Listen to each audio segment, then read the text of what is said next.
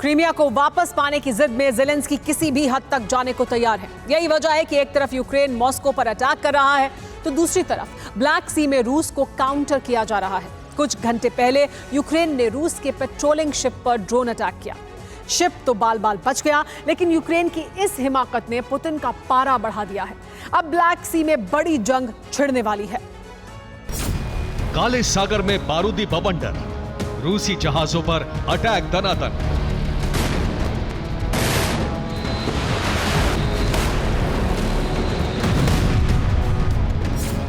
Secret ठिकाने से बड़ा एक्शन, तबाही मचाने पर आमादा यूक्रेन।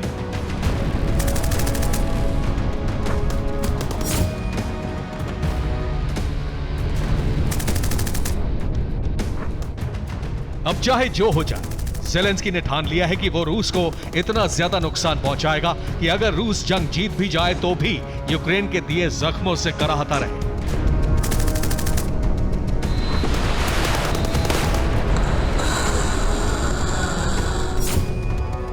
इसीलिए जहां मॉस्को पर यूक्रेन ताबड़तोड़ अटैक कर रहा है, वहीं ब्लैक सी में रूस का दबदबा खत्म करने के लिए अड़ा हुआ है।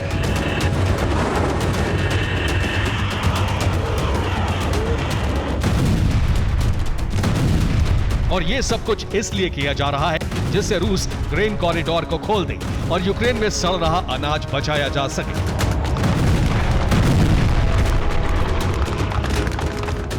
रूस ने ग्रेन कॉरिडोर पर अपने वॉरशिप तैनात किए हुए हैं। इसके पीछे सीधा मंसूबा है, अगर कोई भी जहाज वहां से गुजरने की कोशिश करता है तो रूस उसे खदेड़ सके। रूस को जवाब देने के लिए यूक्रेन ने जबरदस्त पलटवार किया है। सेवेस्तोपोल से ब्लैक सी में साउथ वेस्ट दिशा में 340 किलोमीटर दूर तैनात रूस के पेट्रोलिंग शिप पर हमला किया गया और यह हमला सी ड्रोन से किया गया। जिन दो पेट्रोलिंग शिप पर अटैक हुआ, उनमें से एक सर्जेई कोटोव और दूसरा वासिली बाइकोव था।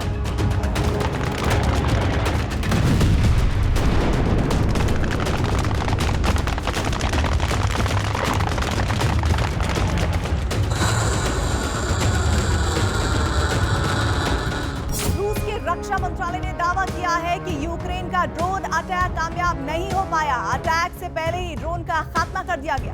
दावा यह भी है कि 3 सी ड्रोन हमला करने के लिए आए थे, जो कि ग्रेन कॉरिडोर की हिफाजत में लगाए गए शिप के एकदम पास पहुंच गए थे। यानी अगर जरा भी देर हो जाती तो ब्लैक सी धधक उठता, ठीक वैसे ही जैसे यूक्रेन ने मॉस्को को डुबोकर रूस को बड़ा झटका दिया था।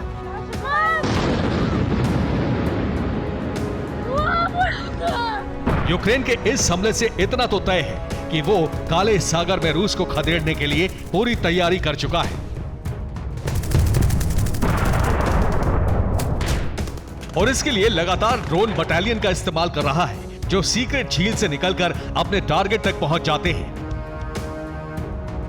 हैरानी इस बात की है कि रूस को आखिरी वक्त तक इसकी भनक तक नहीं लग पाती।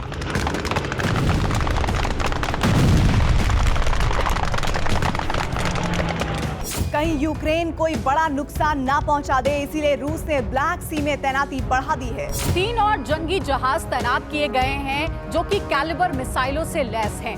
इन जहाजों में कुल 16 मिसाइल लगे हुए हैं।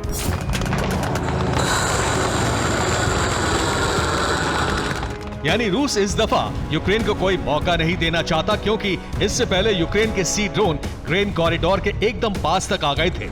इस दफा रूस उन्हें देखते ही मिसाइल से उड़ा देने की तैयारी कर चुका है।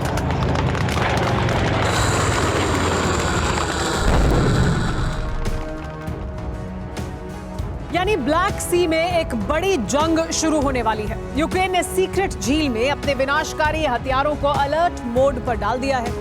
यूक्रेन की सीक्रेट झील ओडेसा पोर्ट के पास है, जो क्रीमिया से करीब 340 किलोमीटर दूर है। ऐसा बताया जा रहा है कि क्रीमिया पर अभी तक जितने भी ड्रोन अटैक हुए हैं, वो अटैक सीक्रेट झील से गए ड्रोन ने ही किए थे।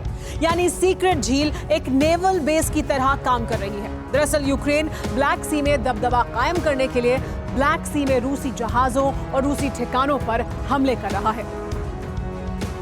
यूक्रेन के टारगेट पर 5 अहम ठिकाने हैं, जिसमें सबसे पहला टारगेट सेवेस्तोपोल नेवल बेस है, जहां से रूस ब्लैक सी पर निगरानी रखता है। दूसरा टारगेट कर्च ब्रिज है, जो क्रीमिया की लाइफलाइन कहा जाता है। तीसरा टारगेट कोन्हा ब्रिज है, जो क्रीमिया को यूक्रेन से जोड़ता है। और चौथा टारगेट याल्टा है, जो क्रीमिया का बड़ा शहर है। 5वें टारगेट पर रूस के वॉरशिप हैं, जो ग्रेन कॉरिडोर की निगरानी में लगे हुए हैं।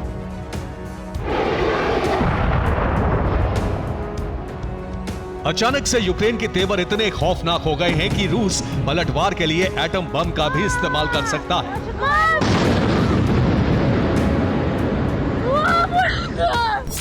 दरअसल जेलेंस्की को यह बात अच्छी तरह से पता है कि विंटर से पहले अगर रूसी फौज को थाम लिया तो वो जंग को लंबा खींच सकते हैं। और यूक्रेन ऐसी कोशिश में है कि अगर किसी तरह से क्रीमिया हाथ में आ जाए तो रूस पर ग्रेन कॉरिडोर खोलने के लिए दबाव बनाया जा सकता है।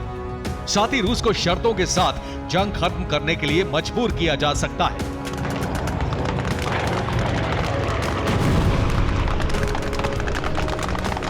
यही वजह है कि यूक्रेन अपना आखिरी वार पूरी ताकत से कर रहा है, जिसमें एक तरफ मॉस्को को दहला रहा है, दूसरी तरफ ब्लैक सी में कोहराम बचा रहा है, यानी रूस को कंफ्यूज कर सके कि यूक्रेन अगला अटैक कहां करेगा।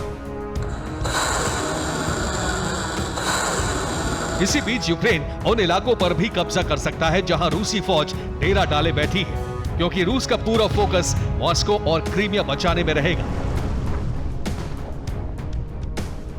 इस बीच यूक्रेन वापस 1 साल पहले वाली स्थिति में पहुंच जाएगा।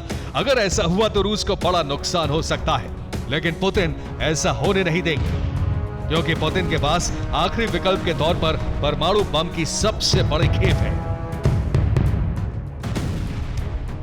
कहीं ऐसा ना हो कि यूक्रेन क्रीमिया जीतने का ख्वाब देखता रह जाए और पुतिन यूक्रेन की सीक्रेट झील पर इतनी तबाही मचा दें कि वो दोबारा काले सागर में दबदबे की सोच भी ना पाए। Bureau report, TV9 Bharatvarsh.